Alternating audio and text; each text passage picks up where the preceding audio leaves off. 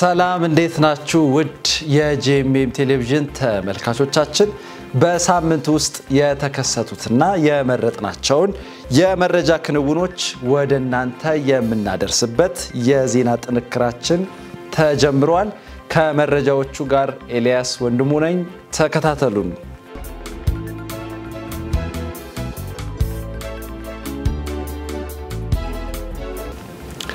ወደ ሳምንቱ አበይት ክንውኖች ስናልፍ የኦል አፍሪካን ቸርችስ ካውንስል ተወካዮች የኢትዮጵያ ወንጌል አማኞች አብያተ ክርስቲያናት ካውንስል ዋና ጽሕፈት ቤትን የጎበኙት ዜና የሰራ ነው በዚህ ሳምንት ነበረ በአህጉራችን አፍሪካ የሚገኙት ከ200 ሚሊዮን ክርስቲያኖች አቅፎ የያዘው የኦል አፍሪካን ቸርችስ ካውንስል በ43 የአፍሪካ ሀገራት ውስጥ የሚገኙ 210 ብሔራዊ ቤተክርስቲያናትና ካውንስሎችን ያቀፈ ተቋም ነው እንደ አውሮፓውያን አቆጣጠር በ1958 ናይጄሪያ ኢባዳን የተመሰረተው ካውንስሉ ዋና ጽሕፈት ቤቱን በናይሮቢ ኬንያ በማድረግ እየተንቀሳቀሰ ሲሆን እንደ ቶጎና አዲስ አበባ ባሉ ከተሞች ቅርንጫፍ ጽሕፈት ቤቶችን በመክፈት እየሰራ ይገኛል የኢትዮጵያ ወንጌል አማኞች አብያተ ክርስቲያናት ካውንስል በባለፈው የፈረንጆች ዓመት የኦል አፍሪካን ቸርችስ ካውንስል አባል ለመሆን መብቃቱ ይታወሳል እና መስከረም 13 2018 ዓ.ም አዲስ አበባ በሚገኘው የኦል አፍሪካን ቸርችስ ካውንስል ጽሕፈት ቤት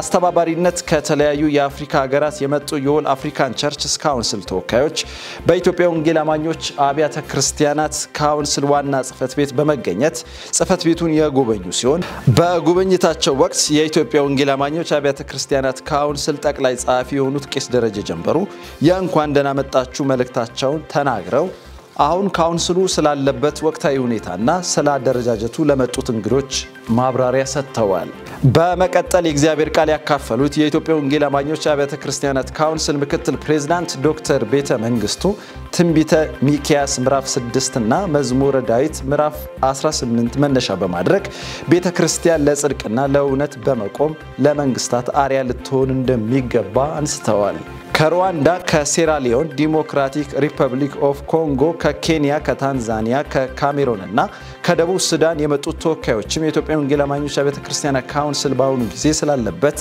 አጠቃላይ ሁኔታና የኢትዮጵያን ሰላም ከማስጠበቅ አንፃር እየሰራቸው ያሉትን ስራዎች በተመለከተ ከኢትዮጵያ ወንጌል አማኞች አብያተ ክርስቲያናት ካውንስል መሪዎች ጋር ውይይት ማድረጋቸውንም የኢትዮጵያ ወንጌል አማኞች አብያተ ክርስቲያናት ካውንስል የውጭ ግንኙነት ዳይሬክተር ያገኘነው መረጃ አመላክቷል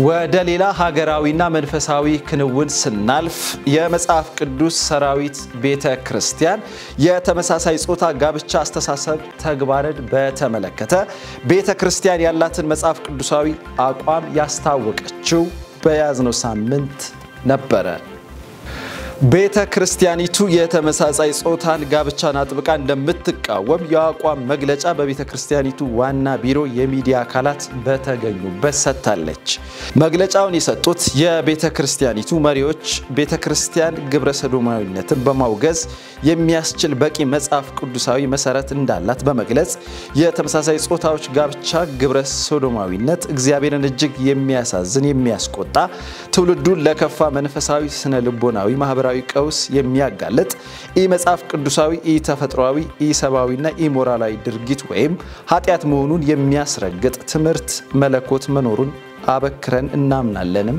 ሲሉ ገልጸዋል የቤተክርስቲያኒቱን አቋም በይፋ ያሳወቁት መሪዎቹ አክለው የተመሳሳይ ጾታ ጋብቻ ፍጹም መጽሐፍ ቅዱሳዊ ተግባር እግዚአብሔርን የሚያሳዝንና የእግዚአብሔርንም ቁጣ የሚቀሰቅስ በመሆኑ እጅግ አጥብቀን እንቃወማለን ሲሉ በማሳወቅ በዚህ አስተሳሰብና ተግባር ውስጥ ያሉ ሰዎች ሁሉ በንስሐ ወደ እግዚአብሔር በመመለስ ከእግዚአብሔር ጋር እንዲያስታርቁ ጥሪያቸውን አስተላልፈዋል እኛ የመጽሐፍ ቅዱስ ሰራዊት ዓለም አቀፍ ቤተክርስቲያን የራእይ ተካፋይ ህዝቦች አገልጋዮች መሪዎች በመጽሐፍ ቅዱሳችን በዘፍጥረት ምዕራፍ 1 ቁጥር 27 ብዙ ተባዙ ምድርንም ሙሏት ለሚለው አምላካዊ ድንጋጌ ማስፈጸሚያ ብቸኛው መንገድ አንድ ወንድና አንዲት ሴት ተቃራኒ ጾታዎች በሚያደርጉት ህጋዊ ጋብቻና ጥምረት ውስጥ በሚኖረው የትውልድ መተካት ስርዓት ብቻ መሆኑን አበክረን እናምናለን ሲሉ አሳስበዋል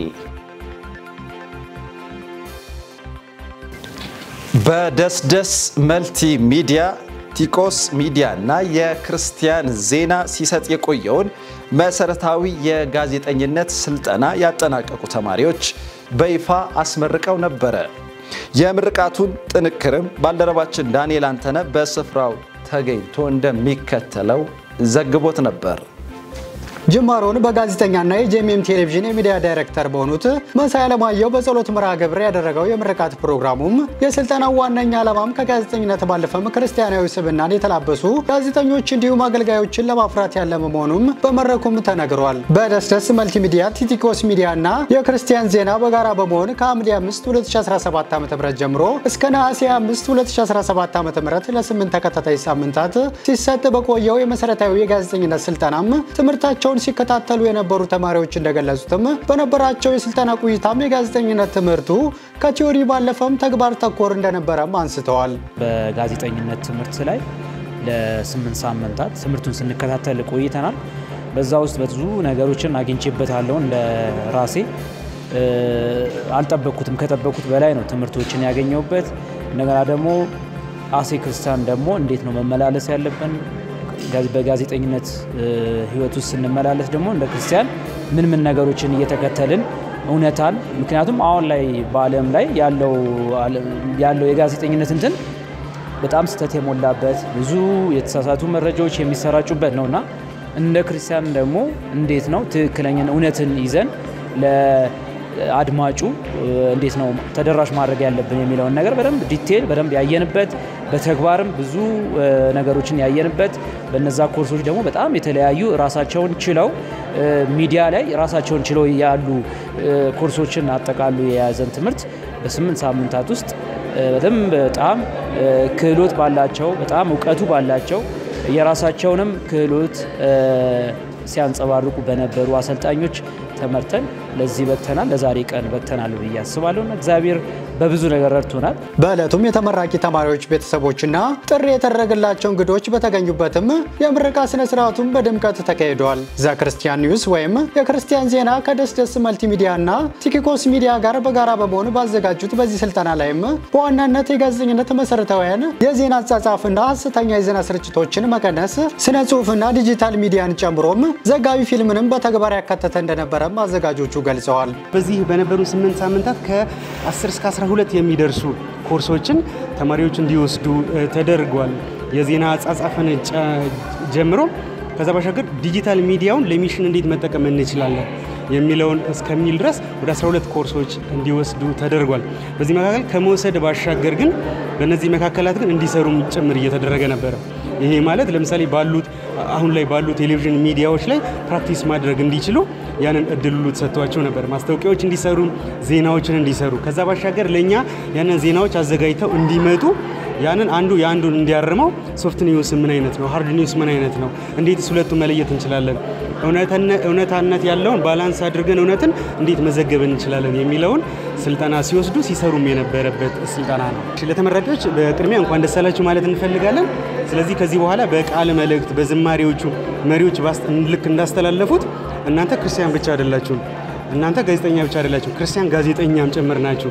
ስለዚህ ክርስትናችሁን በጋዜጠኝነት ክርስቶስ ሊታይ በሚችል መልኩ ስሩ የሚለውን ማስተላለፍ እንፈልጋለን። በድጋሚ እንኳን ደስ አላችሁ፣ እናንተንም እናመሰግናለን። ከኢትዮጵያ ወንጌላውያን አብያተ ክርስቲያናት ህብረት የመጡት ፓስተር ደረጀ ታፈሰ እንደገለጹትም ላለፉት 2 ወራት ትምህርታቸውን ሲከታተሉ የቆዩ ተማሪዎችን የእንኳን ደስ አላችሁ መልእክት በማስተላለፍም ይህንን ራዕይ በሙያቸው እያገለገሉና እያስተባበሩ ላሉትም በሙሉም ምስጋናቸውንም አቀርበዋል። የፕሮግራሙ አስተባባሪ የሆኑት ወንድም ደመላሽ ዶላ እንደገለጹትም በአሁኑ ወቅት በርካታ የዓለም ሀገራት ቴክኖሎጂንና የማህበራዊ ሚዲያ ትስስር ገጾች የተጠቃሚ ቁጥር በርካታ መሆኑን በመጥቀስም የሚዲያና የጋዜጠኝነት ሙያ በወንጌል ተደራሽነት ዙሪያም ትልቅ አስተዋጽኦ እንዳለውም ተናግረዋል። በዚህ ባለፉት 2 ወራት ማለትም ከሐምሌ 5 እስከ ነሐሴ 25 ድረስ ቁጥራቸው 20 እና ከዛ በላይ የሚሆኑ ክርስቲያን ተማሪዎች በመሰረታዊ ጋዜጠኝነትና ተግባቦት ዙሪያ ስልጠና ሲወስዱ ነበር።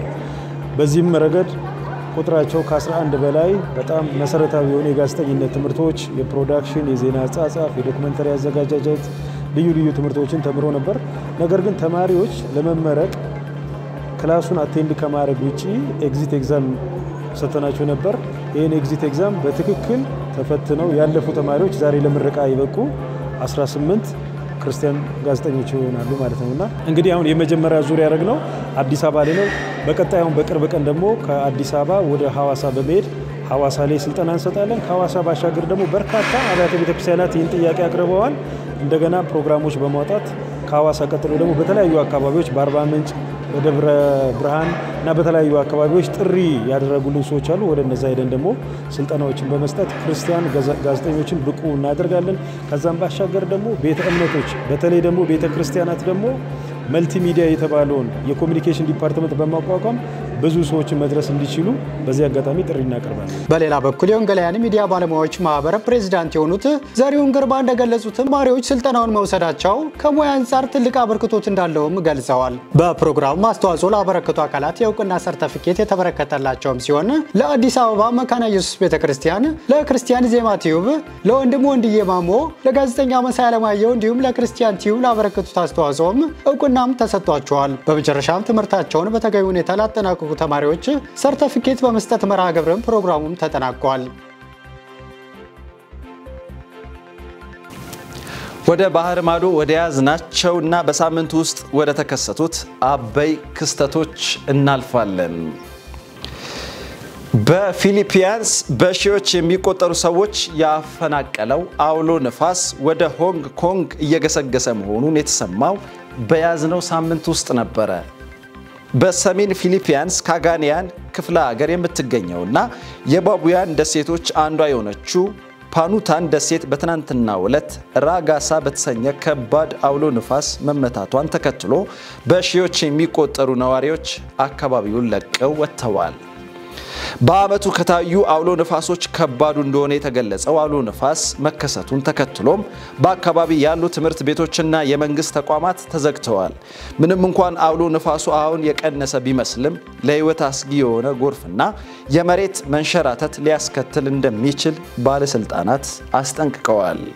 እስካሁን ከአንድ ሰውና መሰረተ ልማት ጉዳት ውጪ የደረሰ ከባድ ጉዳት አለመኖሩን የአገሪቱ ባለስልጣናት አስታውቀዋል። በሰዓት 285 ኪሎ ሜትር እየተጓዘ ያለው አውሎ ነፋስ ወደ ደቡብ ቻይናና ታይዋን እየገሰገሰ መሆኑን መረጃዎች ማሳየታቸው ቢቢሲ ዘግበዋል። መረጃው ተከትሎም ሆንግ ኮንግ ካሁኑ የንግድ ተቋማትና ትምህርት ቤቶችን በመዝጋት በመቶዎች የሚቆጠሩ በረራዎች እየሰረዘች ሲሆን በጎንዶንግ ግዛት ከ300,000 በላይ ሰዎች አካባቢው ለቀው እንዲወጡ በማድረግ የቅድመ ጥንቃቄ ስራ በመከናወን ላይ እንደሚገኝ ተገልጿል። አውሎ ነፋሱ በዚህ ሳምንት በቀጠናው የጎርፍና የመሬት መንሸራተት ስጋቶችን መቀስቀሱም ተመላክቷል። የዩክሬን ወንጌላውያን ፕሮቴስታንት አብያተ ክርስቲያናት ምክር ቤት REPCU ከአውሮፓ ወንጌላውያን ህብረት ጋር በይፋ መቀላቀላቸውን የዘገብነው በሳምንቱ መጨረሻ ነበረ። የዩክሬን የወንጌላውያን ፕሮቴስታንት አብያተ ክርስቲያናት ምክር ቤት ሙሉ አባል በመሆን በይፋ ወደ አውሮፓ ወንጌላውያን ህብረት እንደተቀላቀሉም ተገልጿል።